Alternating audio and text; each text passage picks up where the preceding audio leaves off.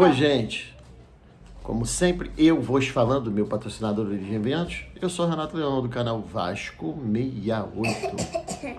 Estive vendo agora, né, na medida do possível, alguns jogos da Copa do Brasil. Nós fomos o primeiro time a se classificar para as quartas de final. Faltavam 8 e 7. E 6 hoje se classificaram, né? Ficando apenas amanhã o São Paulo, confirmando a classificação contra o Goiás em Goiânia, com todo respeito ao Goiás. Afinal de contas, o São Paulo tem um bom time, vive um momento muito melhor, está na primeira divisão, disputando o título. O Goiás está na segunda divisão, meio de tabela, e o São Paulo abriu 2 a 0. Bom, só um instantinho que minha filha está me atrapalhando. Você esqueceu de falar Origem e Eventos. Falei, meu patrocinador Origem Não Eventos. falou não. É porque é chato, sabe, filha? Eu fico pedindo aí pro pessoal se tornar membro, quem não é inscrito se inscrever, curtir, vocês já sabem, e acionar as notificações. Gente, eu vi o jogo do Botafogo, perdeu no finalzinho, aos 41 minutos, pro Bahia, jogou com um a menos, desde o finalzinho do primeiro tempo, na verdade, o segundo tempo todo, porque a expulsão foi bem no final do primeiro tempo, uma expulsão, nem a meu ver, uma expulsão obviamente injusta, chamou o VAR, ele tinha dado a falta anteriormente para o Botafogo, e o jogador do Botafogo pulou e depois deixou a mão no rosto do rapaz, e podia ter chamado o VAR, tá, mas ele poderia ter dado amarelo também. Prejudicou o Botafogo, jogou com menos um e fica difícil assim. Depois eu vi o jogo do Fluminense. O Fluminense precisava ganhar por um gol para levar nos pênaltis, por 2 gols para se classificar direto. No início do jogo, o Juventude fez um gol de cabeça, no início do jogo. No segundo tempo, no final do jogo, olha que impressionante, aos 41 o Juventude fez 2 a 0, aos 44 o Fluminense fez 2 a 1 e aos 48 o Fluminense empatou. Precisava de mais um gol para que levasse a disputa para os pênaltis, mas o jogo foi até os 52 e não conseguiu. O Grêmio perdeu a classificação empatando em Curitiba, né? Contra o Corinthians, perdeu nos pênaltis.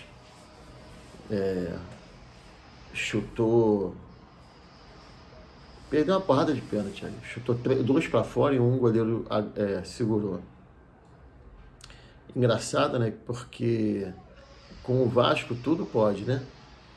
O Vasco contra o Grêmio jogou naquele charco de Chapecó, quando o jogo poderia, não que o problema seja Chapecó, longe disso, mas o estado do gramado poderia ter sido adiado, poderia, mas não, só jogaram com o Vasco lá, e agora perderam nos pênaltis a classificação na Copa do Brasil para o Corinthians.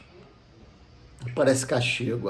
Poxa, tinha até torcedores com a camisa do Vasco torcendo para o Grêmio, mas eu lamento muito, não tem essa que é amiguinho, amigo não tem, no futebol não tem amizade não, gente.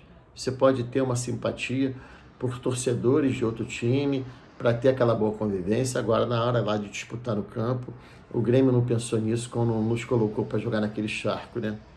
Inclusive, não me tira da cabeça que o Felipe Coutinho não deveria ter jogado aquele jogo, né? Tá aí ele agora, 1 mês fica afastado. E o que acontece? E o Atlético, né? Um Atlético Mineiro que vem jogando futebol muito aquém das expectativas, pela qualidade de jogadores, pelo time que tem, venceu tranquilamente o CRB por 3 a 0 no seu estádio, em Minas Gerais, na Arena MRV. Depois de ter empatado um jogo lá em Alagoas, quando estava perdendo 2 a 0, empatou, ainda virou, mas o gol foi anulado e tal. E o Flamengo perdeu para o Palmeiras de 1 a 0, mas conseguiu se classificar, porque aqui tinha feito 2 a 0.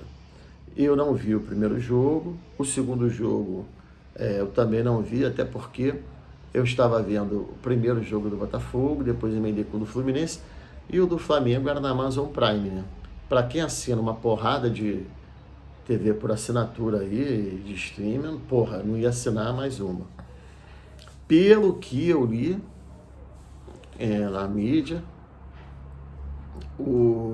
ela disse que o Flamengo foi covarde, como o Palmeiras foi covarde aqui no Rio de Janeiro, no Maracanã. Então, covardia daqui, covardia de lá, venceu o que teve melhor sorte, que foi o Flamengo. é o que eu digo. Eu ouvi alguns comentários, não vi o jogo, não quero ser leviano, mas segundo comentários, o Palmeiras foi totalmente superior, amassou o jogo todo, é o que eu posso dizer. Não do que eu vi, mas do que eu li e do que eu escutei. O jornal O Dia, por exemplo, disse que o Flamengo, acovardado, perdeu de 1-0, segurou o resultado. Dizendo que o Palmeiras tinha sido covarde aqui no Rio. Então, assim, eu não posso ser leviano e dizer que o Flamengo merecia melhor sorte no jogo, ou que o Palmeiras merecia melhor sorte, ou que é a verdade que falaram, eu não posso dizer. O que conta é a classificação. O Vasco já não foi campeão da Copa do Brasil perdendo o segundo jogo. Isso é do futebol. Esse é um torneio de mata-mata que, às vezes, o melhor time não ganha. São 2 jogos, é ida e volta. Então, assim, um dia que você esteja bem e que no outro jogo você saiba se defender, por exemplo, contra um time melhor, você acaba obtendo sucesso. Aí, gente, é que eu queria falar em relação ao nosso queridíssimo Vasco. Os classificados, né? Vou repetir. Vasco, Flamengo, Corinthians, Juventude, Atlético Mineiro, Bahia, Atlético Paranaense, que venceu por 3-2 o Bragantino em Bragança Paulista, depois de ter vencido o primeiro jogo por 2-0.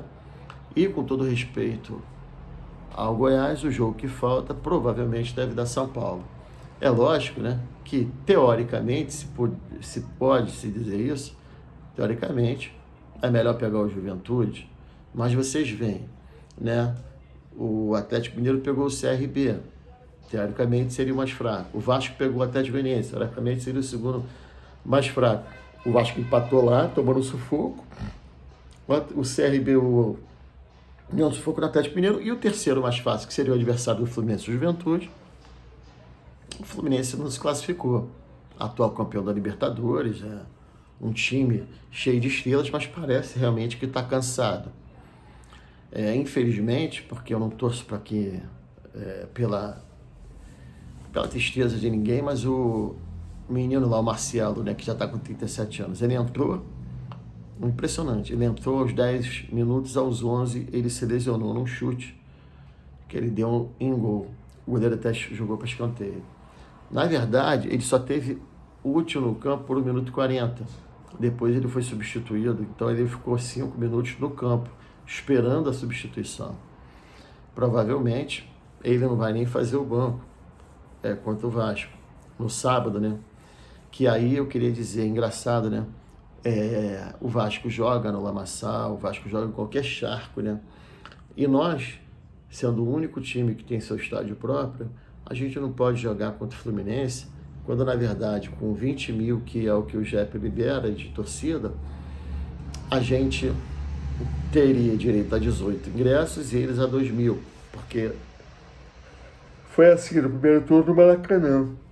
Então, nós teríamos todo o direito, mas a polícia, né, é muito capaz, ela não tem como dar essa segurança, então ela não permite que o jogo fosse em São Januário e é no Newton Santos. Porra, que diferença, hein? Meu Deus do céu. É um jogo às 9 horas da noite de um sábado. Até ontem, 10 mil ingressos tinham sido vendidos.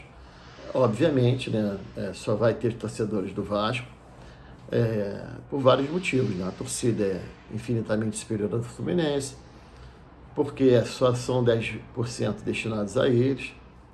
E apesar de eles estarem vivendo um bom momento, né, no Brasileiro, 4 vitórias por 1-0, eles perderam a classificação, né, empatando hoje contra o Juventude. Então, assim, não sei se num sábado, 9 horas da noite, ainda se fosse São Januário, mas no Engenhão, não acredito muito que vai vender tudo, não. Mas o importante é a gente tirar lições. Obviamente, Rafael Paiva, hoje, nosso treinador, assistiu o jogo do Fluminense, vendo as suas qualidades e defeitos. E aí, voltando muito ao que eu escutei de muitas críticas ontem, de que, na verdade, deveríamos sim comemorar a classificação e só levantar um senão em relação à atuação. Só que aí, repito, estão aí os outros jogos como prova. O Flamengo, que realmente é decantado e com merecimento de melhor elenco do país, perdeu e se classificou num jogo, num confronto direto com o Palmeiras de igual para igual. Perdeu, comemorou, está classificado. O Botafogo jogou de igual para igual com o Bahia, foi prejudicado com -1 e perdeu no finalzinho. O Fluminense, campeão da Libertadores, foi eliminado por Juventude, que subiu agora da segunda divisão. O Atlético Mineiro, que tem um elenco recheado de jogadores muito bons, suou lá em Alagoas para empatar com o CRB. O Atlético Paranaense e o Bragantino, eles são muito parecidos. O Atlético Paranaense leva uma vantagem porque tem um time mais arrumado e há mais tempo eles trabalham como se fosse uma empresa. O Bragantino, de alguns anos para cá, virou uma SAF. Confronto equilibrado. E o São Paulo, o Grêmio e o Corinthians, para mim é o mais do mesmo. Não, Corinthians e o Grêmio estavam brigando para sair do rebaixamento. O Grêmio já saiu, o Corinthians ainda briga. Confronto igual. E amanhã o confronto que eu acho mais equilibrado, aparentemente, deve ser o de São Paulo. Posso ouvir quebrar a cara.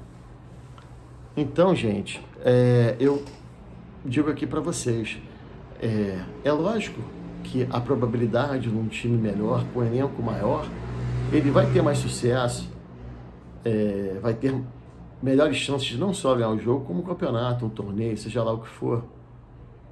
Mas não há tanto desequilíbrio assim, pelo menos a meu ver. Eu vi muita gente ontem reclamando, puto, eu acho engraçado. Se perde, iam estar execrando todo mundo. A mídia escrita, falada, televisada, internetizada, porra toda. Ganhou e mesmo assim sofreram críticas pra caramba. Porra, nem se preocuparam em comemorar o resultado.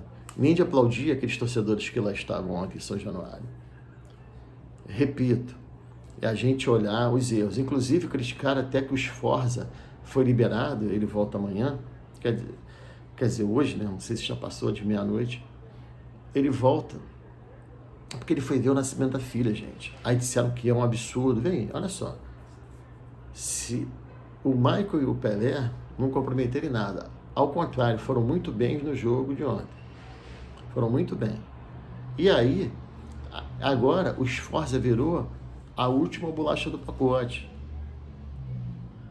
Se o Sforza joga e o time não ganha, empata, se desclassifica nos pênaltis, se o Sforza perde um pênalti, ia cair tudo em cima do cara. Agora, por ele ter tido uma licença de visitar o filho dele que nasceu, criticaram isso também, essa liberação. Gente, é o que eu falo. Eu falo as coisas assim de bate-pronto, não que eu seja o dono da verdade, mas é a vontade que eu tenho. Eu gosto de ser sincero. E tô longe de ser o dono da verdade. Mas, porra, as pessoas parecem que quer causar, quer fazer uma tempestade de copo d'água, talvez para ter like, curtida, essas coisas todas. Faço críticas sim, eu acho que o jogo ontem poderia ter sido mais fácil se o Rafael Paiva tivesse posicionado o time mais à frente. Pela entrevista que ele deu, ele disse que, ele não disse diretamente, mas deu a entender que não é ele que faz isso. É o time, quando faz um gol, recua. Bom, e o JP e o GB que ele colocou, lógico que ele não ia saber que os garotos iam mal. E foram maus pra caralho, perderam 2 bolas que podiam ter acusado o gol ontem. De empate iria pra pênalti, bem no final do jogo. O Vitor Luiz salvou. Por isso que eu falei que o Vitor Luiz ontem, se fosse me pedir opinião, era nota 10. Foi ele que garantiu nossa classificação. Isso tudo, gente, é para mostrar a vocês que estamos entre os 8 e arrumando mais um pouquinho daqui, acolá, entendeu? Tendo um pouquinho mais de sorte nos jogadores que, porra, já tínhamos perdido o Jair, Paulinho, perdemos Paê por um tempo, o Felipe Coutinho agora, o Alex Teixeira também, o Piton que sentiu um negocinho. Cara, e realmente a gente precisa contratar. A gente precisa contratar para a gente ter um elenco mais forte, um elenco que a gente possa, na troca, obter resultados melhores. O que acontece é que a gente agora, de toca, só tem garotos. E garotos oscilam muito. Vídeo que aconteceu ontem com o JB e com o GB. Com o JP e com o GB. Gente, uma boa noite. Que Deus, Jesus Cristo, Nossa Senhora, Espírito Santo de Deus, todos os santos anjos, abençoe-nos e vossas famílias. Muito obrigado.